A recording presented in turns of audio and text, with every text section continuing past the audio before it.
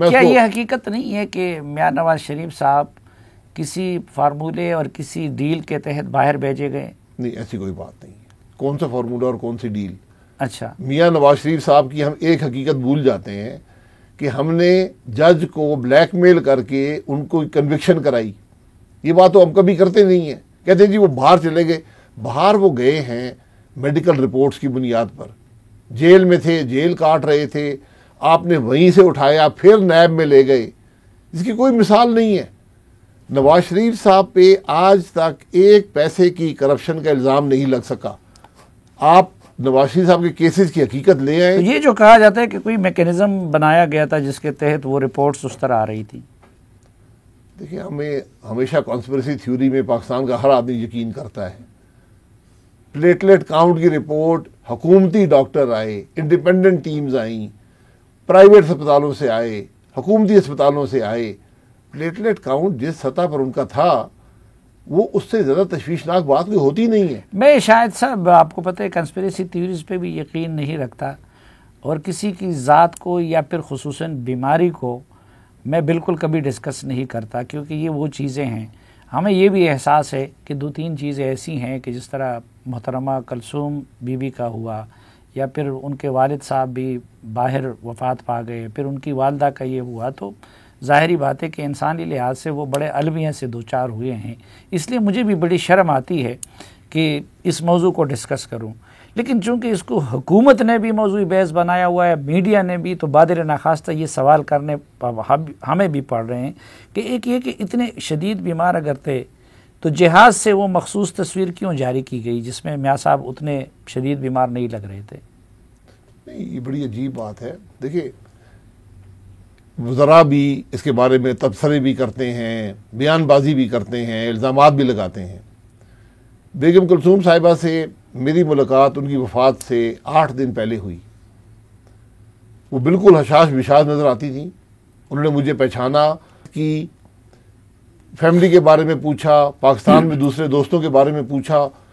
یعنی آپ بالکل، اگر آپ یہ کہتے جی کہ اگر وہ بات کر رہی ہیں اور کھانا کھا رہی ہیں تو بیمار نہیں ہیں، تو یہی کیفیت نواز شریف صاحب کی بھی ہے کہ ان کی بیماری کی رپورٹس ہمارے ڈاکٹروں کو تو چھوڑ دیں، چلیں یہاں پہ کانسپریسی ہو گئی،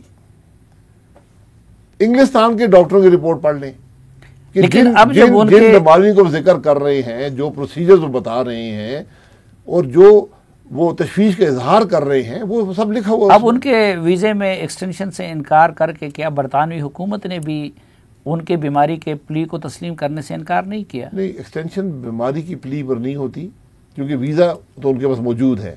اسٹے کی وہاں ریکوائرمنٹ ہے کہ 180 دن سے آپ زیادہ نہیں رہ سکتے. کووڈ کی وجہ سے اس میں ریلیکسیشن تھی. ایکسٹینشن ان کو ایک ملی.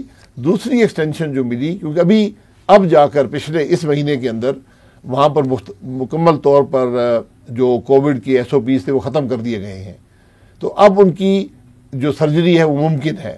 لیکن ان کے قانون میں گنجائش نہیں تھی کہ ایکسٹینشن دوسری دی جائے. تو اب ان کو جانا پڑے گا ٹریبیونل کے اندر. وہاں پر وہ مزید ان کو موقع ملے گا کہ وہ باتیں رکھ سکیں یا وہ رپورٹس دے سکیں جن کی بنیاد پر ان کو وہاں پر رہ کر مزید علاج کرانے کا موقع ملے. لیکن جو حکومتی وزراء الزام لگا رہے ہیں کہ جی وہ پولیٹیکل ایکٹیویٹیز کرتے رہے، کبھی پارک میں نظر آتے ہیں، کبھی اس کے، پھر اتنے تانے ملتے ہیں، اس سے بہتر نہیں ہے کہ جہاز میں بیٹھ کے آ جائیں واپس؟ دیکھیں، ایک آدمی بیمار ہو، اس کا حق ہے کہ اپنا علاج کرائے.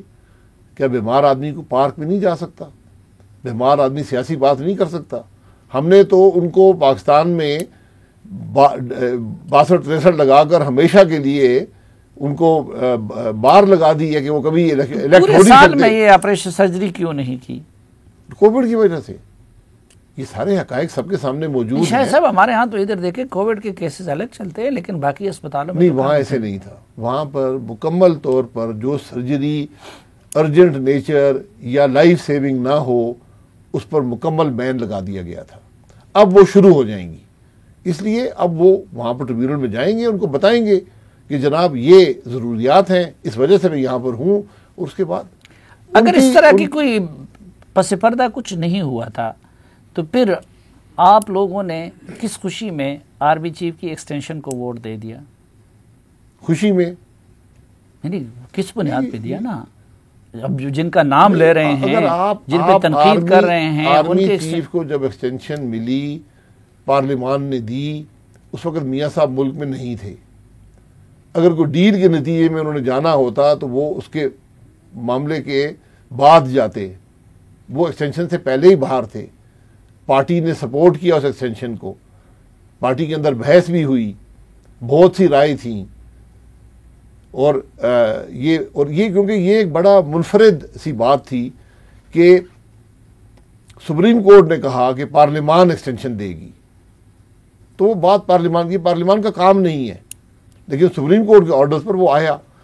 اس میں میں پھر ہی کہوں گا ٹروتھ کمیشن جب آئے گا سارے حقائق سامنے آ جائیں گے. میں ان باتوں کی بات کروں گا جو میرے علم میں ہیں. میں اس وقت جیل میں تھا. پارٹی کے اندر ایک ویو تھا، اور میں اس ویو سے اتفاق کرتا ہوں کہ ہمیں فوج کو اس معاملے میں ایمبیرس نہیں کرنا چاہیے.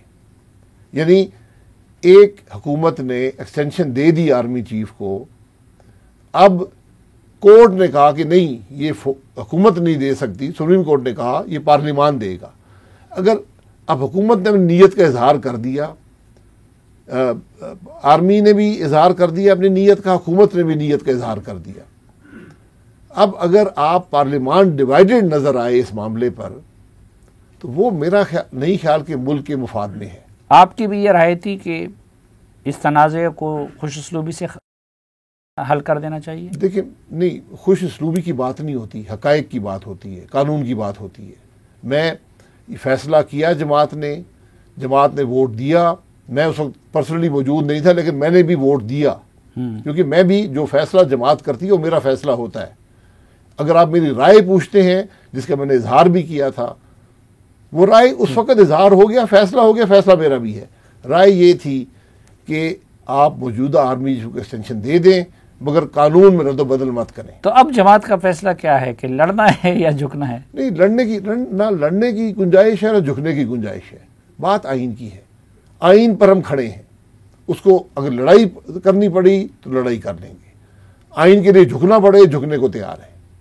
لیکن آئین سے انحراف جو ملک کرتا ہے اس کی وہی حالت ہوتی ہے جو ہماری ہے. ہمیں ذرا اپنے گریبان میں سب کو جھانکنا پڑے گا کہ ہم جہاں پر آج ہیں وہاں کیسے پہنچے ہیں. اس کی ایک بنیادی وجہ آئین سے انحراف ہے. اگر آئین پسند نہیں ہے، سارے بیٹھیں، اسمبلیاں تبدیل کر دیں، آئین کو، نظام کو تبدیل کر دیں.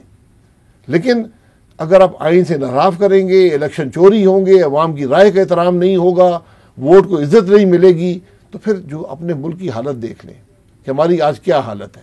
اس کی بنیادی وجہ 2018 کے الیکشن کی چوری ہے.